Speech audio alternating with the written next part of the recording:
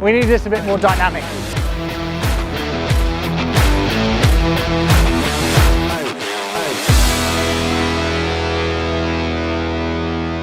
So we've got Toby here, one of our lead paddle school coaches, and we're going to cover something that we've just done in this last weekend with the clinic, and something we see loads of recreational players struggling with, and that is leaving gaps at net. Yeah, absolutely. You know, they come into the net and those balls are going down the middle or past them because they're just not closing off the angles. And it's super frustrating, and players really have a difficult time with this, so that's what we're going to cover in this video.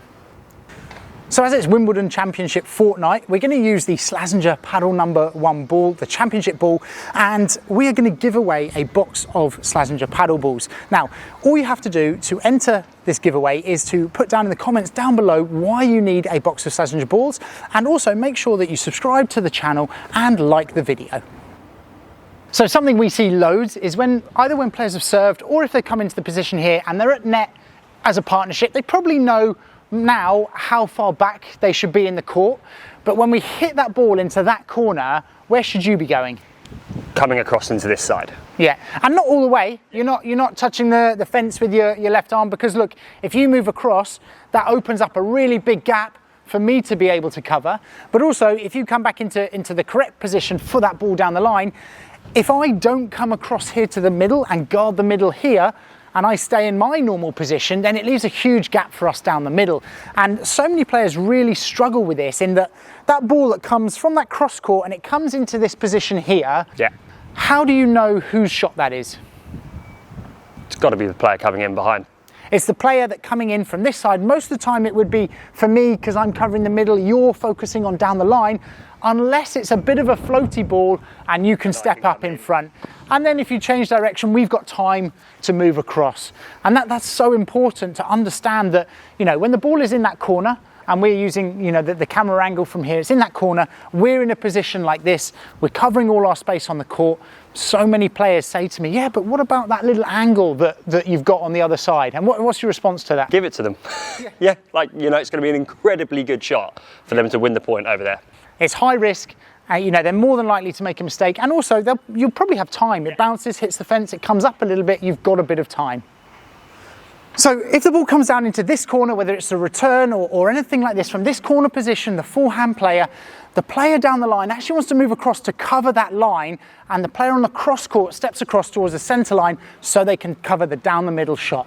As that ball is coming across, for example, to the backhand of the right court player, our players move across to cover both angles, and so when the ball is in the centre, they are actually almost equal distance from that centre line, because they've got to cover the most amount of angles from here. And as that ball moves across onto the backhand side, the player down the line moves across to cover their line, and the player on the opposite diagonal is then coming across to cover the centre.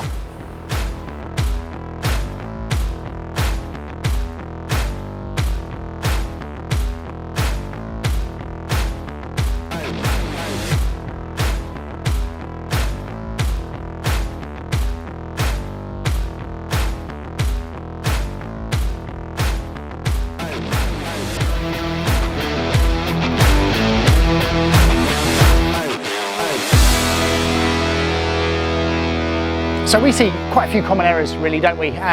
You know, we see people starting in the wrong position, or, you know, the big one is that net position, the server's partner being too far across or too central, and therefore they're just leaving open gaps. Yeah, it happens so often, as we said before, and it's just that one down the middle, and it's lack of communication sometimes as well. You know, you've got to understand your partner and where they need to move at the same time, and just following that ball. Yeah, and quite often players are just not quite conscious where they are on the court. You know, when that serve goes into that corner and they're standing here and there's a directional change, there's almost too much time taken to work out where they should be, and then by that stage the gap has opened up, and, you know, they end up losing the point. Yeah, absolutely. So if you could give the players one tip, what would that one tip be to cover the gaps at net? For me, it's follow this. Yeah, follow that ball. When you've struck it and you've hit it to corner, go there. You know, shuffle across and close off those gaps. Yeah, and for me is that communication as well. If the ball has gone down a gap and you've lost the point, have that conversation with your partner, where you should have been, where they should have been, and make sure it doesn't happen again. Yeah. Now, don't forget to take part in our Slazenger giveaway. All you've got to do is put down in the comments why you would benefit from having a box of Slazenger balls. And on this side, I'm going to put a video on net movement, which you can easily go from this video onto that one, and you'll definitely help your net game.